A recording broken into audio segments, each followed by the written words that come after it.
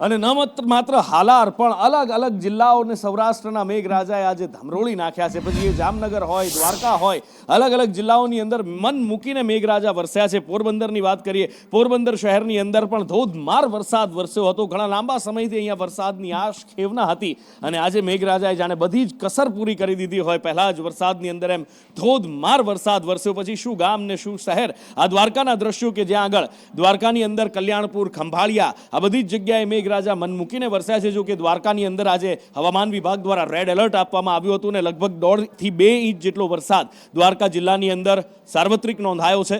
આ બાજુ જામનગર જિલ્લાને હાલારે હમણાં જ અમે આપણે દ્રશ્યો બતાવ્યા હતા કે કાલાવડ પાસેના જે પુલ તૂટ્યો હતો, પણ જામનગર શહેર સિવાયની આજુબાજુના ગ્રામ્ય વિસ્તારોની અંદર ભારે પવન ફૂંકાયો અને એ પછી વરસાદ શરૂ થયો હતો। આ વાતાવરણ ગોરમભાઈ ચૂક્યું હતું અને ચોમાસું બરાબરનું જામ્યું છે એનો અહેસાસ હવે થઈ રહ્યો છે। કાલાવડ પંથકની આસપાસમાં ધોધમાર વરસાદ પડ્યો। આ બાજુ લાલપુરની અંદર પણ વરસાદ વરસ્યો છે અને ધ્રોળ પંથકને, જામનગર શહેરને એમાં હજી વરસાદની આશ ચાતક નજરે હજી પણ રાહ જોવાઈ રહી છે, સારા વરસાદની, ખેતીલાયક વરસાદની। અને આ નદીઓ શેરીઓ વચ્ચેથી જે પસાર થતો પાણીનો પ્રવાહ, ગામની શેરીઓ વચ્ચેથી જે નદીઓ જેવો લાગે છે। આ ભાવનગરના દ્રશ્યો કે જ્યાં આગળ ગોહિલવાડને પણ મેઘરાજાએ આજે તરબતર કરી દીધું છે। ગામની વચ્ચેથી પાણી શેરીમાંથી એવી રીતે નીકળી રહ્યું છે કે જાણે અહીંયાથી નદીઓ વહી નીકળી હોય। અને જ્યારે નદીઓની વાત આવે તો ઘોડાપુર ઉછાળા મારતી નદી નીકળી રહી છે। ઉછાળા મારતા એ પાણી કોઝવે ઉપરથી પસાર થઈ રહ્યા છે ને લોકોના મન હરખાઈ રહ્યા છે, ખેડૂતોના મન પણ આજે હરખાઈ રહ્યા છે કે જેની લાંબા સમયથી રાહ જોવાતી હતી એ ખેતીલાયક વરસાદ હવે વરસ્યો છે। આ ભાવનગરના જ દ્રશ્યો અત્યારે અમે આપણે બતાવી રહ્યા છીએ। અલગ અલગ ટાણા, વરલ, બેકડી, જામબાળા, અલગ અલગ ગામની અંદર વરસાદ વરસ્યો છે।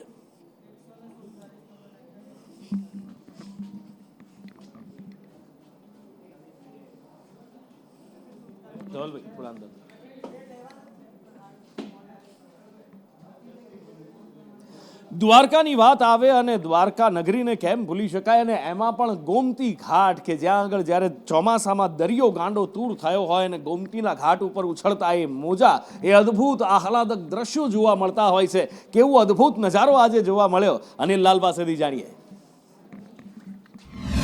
દેવભૂમિ દ્વારકામાં વરસાદી માહોલ છવાયો છે અને ખાસ કરીને હું મારી પાછળના દ્રશ્યો બતાડીશ કે યાત્રાધામ દ્વારકા અને ખાસ કરીને જે ગોમતી નદી આપ જોઈ શકો છો કે આ કેટલા ઊંચા ઊંચા મોજા ઉછળી રહ્યા છે। દરિયામાં ભારેથી અતિ ભારે કરંટ અને દરિયો છે ગાંડો તૂર થયો છે। પાણી ખૂબ જ ભરપૂર દરિયામાં જોવા મળી રહ્યું છે અને ખાસ કરીને જ્યાં ગોમતી ઘાટ છે ત્યાં ગોમતી ઘાટ ઉપર 15 થી 20 ફૂટ ઊંચા મોજા ઉછળી રહ્યા છે। આપ જોઈ શકો છો ને સહેલાણીઓ છે એ ક્યાંક ને ક્યાંક આપ જોઈ શકો છો કે સહેલાણીઓ છે એ આ દરિયા કિનારા ઉપર આવી ચૂક્યા છે અને દરિયાના ઉછળતા મોજાનો લાભ લઈ રહ્યા છે।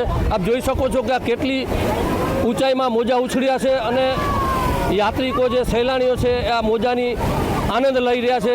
સ્નાન કરવાની મનાઈ હોવા છતાં પણ લોકો અહીં ક્યાંક ને ક્યાંક ઘાટ ઉપર ઊભીને પણ જોખમી સ્નાન કરતા હોય છે।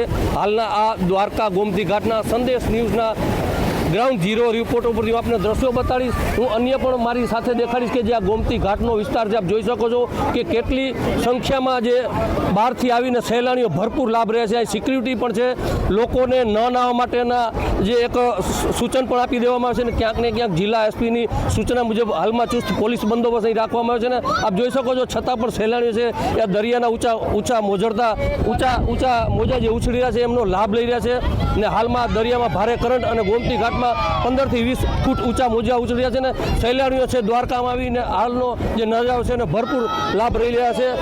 આ છે આપને દ્વારકાના દ્રશ્યો મેં બતાવ્યા હતા ગોમતી ઘાટ ઉપરના।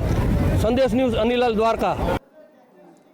અને હવે વાત કચ્છની, કારણ કે કચ્છની અંદર વરસાદ આમ તો છેલ્લા કેટલાય વર્ષથી કચ્છને વરસાદ વ્યવસ્થિત રીતે ધમરોળી રહ્યો છે, પણ આ વખતે કચ્છને પણ ઘણી રાહ જોવડાવી છે અને હવે અંજારમાં વરસાદ થયો છે। અંજાર શહેર અને આસપાસના ગ્રામ્ય વિસ્તારોની અંદર વરસાદ વરસ્યો છે। ઘણા લાંબા સમયથી અહીંયા વરસાદ ખેંચાયો હતો। ખેડૂતોના મન મૂંઝાઈ રહ્યા હતા કે જો વરસાદ નહીં આવે તો શું થશે, પણ હવામાન વિભાગનું કહેવું હતું મોડો આવશે પણ સારો વરસાદ આવશે અને એવો જ વરસાદ અત્યારે અંજારની શેરીઓ ગલીઓમાંથી પાણી વહી નીકળ્યા છે, જાણે નદીઓ વહી નીકળી હોય એવા દ્રશ્યો જોવા મળ્યા છે અને લોકો ખુશખુશાલ છે, ખેડૂતો ખુશખુશાલ છે।